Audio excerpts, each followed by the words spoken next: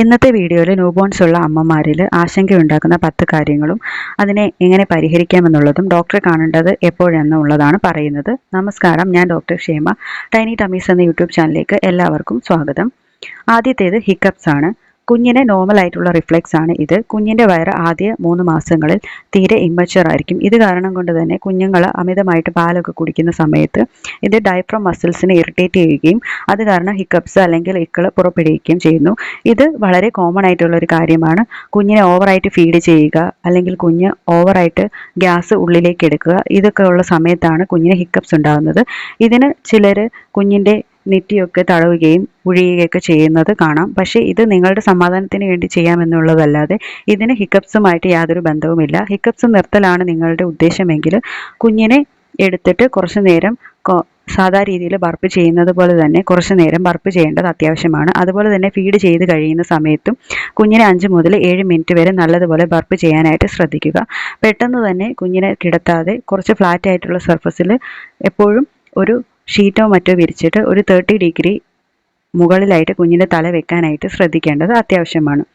രണ്ടാമത്തേത് കുഞ്ഞുങ്ങളിൽ ഉണ്ടാകുന്ന കാലിൻ്റെ വളവാണ്. ഇത് കോമൺ ആണ്. കുഞ്ഞുങ്ങളിൽ ആദ്യ കുറച്ച് മാസങ്ങളിലും വർഷങ്ങളിലുമൊക്കെ ലെഗ്സ് ബോ ചെയ്യുന്നത് കോമൺ ആയിട്ടുള്ള കാര്യമാണ്. ഇത് കുഞ്ഞ് ഗർഭപാത്രത്തിനുള്ളിൽ ഇരിക്കുന്ന സമയത്ത് കുഞ്ഞിൻ്റെ കാലിൻ്റെയും മൂവ്മെൻറ്റിൻ്റെയും അഡ്ജസ്റ്റ്മെൻറ്റിന് വേണ്ടിയിട്ടുള്ള ഒരു പ്രക്രിയയാണ്.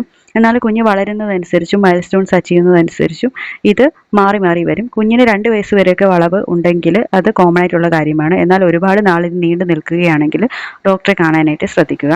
അടുത്തത് കുഞ്ഞുങ്ങളിൽ ഉണ്ടാകുന്ന സ്പിറ്റപ്പ് അല്ലെങ്കിൽ കവിട്ടൽ, റിഗർഗിറ്റേഷൻ എന്ന് ഇതിനെ പറയുന്നു. ഇത് കുഞ്ഞുങ്ങളുടെ ഈസോഫാഗസ് മെച്ചർ അല്ലാത്തത് കാരണം ഉണ്ടാകുന്ന നോർമൽ ആയിട്ടുള്ള റിഫ്ലെക്സ് ആണ്.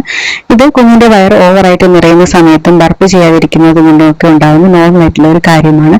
എന്നാൽ കുഞ്ഞ് വൊമിറ്റ് ചെയ്യുന്ന സമയത്ത് ഫോഴ്സ്ഫുൾ ആയിട്ട് വൊമിറ്റ് ചെയ്യുന്നു, കുഞ്ഞുങ്ങളിൽ സ്ട്രെയിൻ അനുഭവപ്പെടുന്നു. അതുപോലെ തന്നെ കുഞ്ഞുങ്ങളുടെ വെയിറ്റ് ഗെയിൻ ഇല്ല, കുഞ്ഞുങ്ങളിൽ ഒരുപാട് ക്ഷീണം കാണുന്നു. വൊമിറ്റ് ചെയ്യുന്നതിൽ കളർ വ്യത്യാസം, അതായത് ബ്ലഡ് ഗ്രീനിഷ് ആയിട്ടുള്ള കളർ, ഇവയൊക്കെ കാണുകയാണെങ്കിൽ ഡോക്ടറെ കാണാനായിട്ട് ശ്രദ്ധിക്കുക. അല്ലാത്ത പക്ഷം ഇത് നോർമൽ ആയിട്ടുള്ള ഒരു കാര്യം തന്നെയാണ്.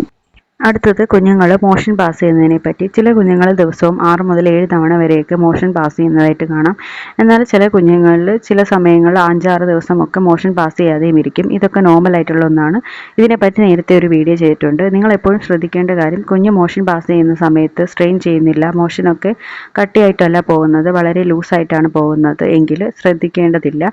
എന്നാൽ കുഞ്ഞ് മോഷൻ പാസ് ചെയ്യുന്ന സമയത്ത് ഒരുപാട് സ്ട്രെയിൻ ചെയ്യുന്നു, കുഞ്ഞിന് ഇതൊക്കെ ബുദ്ധിമുട്ടുണ്ടാകുന്നു, അമിതമായിട്ട് കോളിക്ക്, പെയിൻ, ഗ്യാസ് ഇവയൊക്കെ ഉണ്ടെങ്കിൽ ഡോക്ടറെ കാണണം. അതുപോലെ തന്നെ സ്റ്റൂളിനകത്ത് കളർ വ്യത്യാസം, അതായത് ബ്ലഡ് അല്ലെങ്കിൽ കറുപ്പ് നിറം, പച്ച നിറം, ഇതൊക്കെ ഉണ്ടെങ്കിൽ ഡോക്ടറെ കാണേണ്ടത് കണ്ടീഷനാണ്.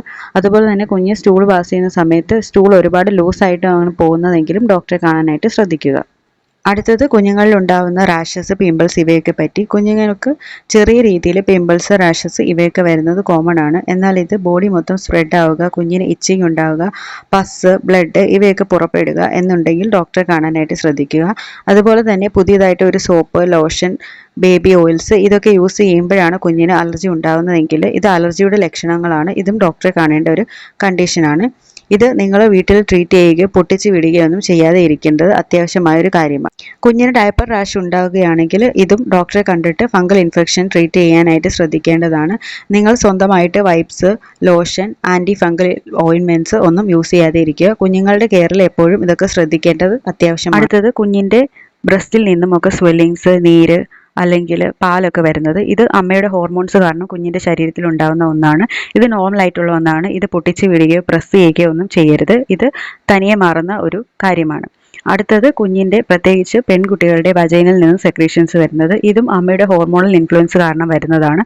ഇത് പോകാനായിട്ട് ആവശ്യമില്ലാത്ത മോയ്സ്ചറൈസേഴ്സ്, സോപ്പ്, വൈപ്സ് ഒന്നും ഉപയോഗിച്ച് കുഞ്ഞുങ്ങൾക്ക് ഒരുപാട് ബുദ്ധിമുട്ടോ റാഷസിലൊക്കെ നീങ്ങുന്ന രീതിയിലുള്ള പരിചരണങ്ങൾ വീട്ടിൽ തന്നെ ചെയ്യാതെ ഇരിക്കാനായിട്ട് ശ്രദ്ധിക്കുക. ഇത് വളരെയധികം കോമൺ ആണ്. പ്രത്യേകിച്ച് ട്രീറ്റ്മെൻ്റ് ഒന്നും ആവശ്യമില്ല. അടുത്തത് കുഞ്ഞുങ്ങളിൽ ഉണ്ടാകുന്ന വെയിറ്റ് ലോസിനെ പറ്റി. കുഞ്ഞുങ്ങൾക്ക് ആദ്യ ആഴ്ചകളിലൊക്കെ 10 മുതൽ 20% വരെ വെയിറ്റ് ലോസ് ഉണ്ടാകുന്നത് കോമൺ ആണ്. ഇത് കുഞ്ഞുങ്ങൾ പുറത്തെ സാഹചര്യവുമായിട്ട് അഡ്ജസ്റ്റ് ചെയ്യുന്നത് കാരണം ഉണ്ടാകുന്ന വെയിറ്റ് ലോസ് ആണ്. എന്നാൽ കുഞ്ഞുങ്ങൾ പാല് കുടിക്കുന്നതനുസരിച്ച് ക്രമേണ വെയിറ്റ് കൂടുകയും പിന്നീട് ബോൺ വെയിറ്റിലേക്ക് എത്തുകയും അതിനുശേഷം 20 മുതൽ 30 ഗ്രാം വരെയൊക്കെ ആവറേജ് ഒരു ദിവസമൊക്കെ കൂടി കുഞ്ഞുങ്ങൾ 6 മാസമാകുന്ന സമയത്ത് ജനിച്ച വെയിറ്റിൻ്റെ ഇരട്ടി വെയിറ്റും 1 വയസ്സാകുന്ന സമയത്ത് 3 ഇരട്ടി വെയിറ്റും ആകുന്നതാണ്. ഇത് നോർമൽ ആയിട്ടുള്ള ഒരു കാര്യമാണ്. എന്നാൽ നിങ്ങളുടെ കുഞ്ഞുങ്ങൾ ആവശ്യത്തിന് പാല് കിട്ടിയിട്ടും വെയിറ്റ് കൂടുന്നില്ല, വെയിറ്റ് ലോസ് അനുഭവപ്പെടുന്നു എങ്കിൽ ഇത് ഡോക്ടറെ കാണാനായിട്ട് ശ്രദ്ധിക്കുക. ഇന്നത്തെ വീഡിയോയിൽ നമ്മൾ പറഞ്ഞത് കുഞ്ഞിനെ ജനിച്ച ഉടനെ ഉണ്ടാകുന്ന ചില സാഹചര്യങ്ങളും ഇത് ആശങ്കപ്പെടേണ്ടതുണ്ടോ, ഡോക്ടറെ കാണേണ്ടത് എപ്പോഴൊക്കെ എന്നുള്ളതിനെ പറ്റിയാണ്. നിങ്ങളുടെ ഡൗട്ട്സ് കമൻ്റായി ചോദിക്കാനായിട്ട് ശ്രദ്ധിക്കുക. ഇന്നത്തെ വീഡിയോ യൂസ്ഫുൾ ആണെങ്കിൽ ലൈക്ക് ചെയ്യാനും ഷെയർ ചെയ്യാനും ചാനൽ സബ്സ്ക്രൈബ് ചെയ്യാനും മറക്കരുത്. പുതിയ വീഡിയോസിനായി ചാനൽ ഫോളോ ചെയ്യുക. താങ്ക്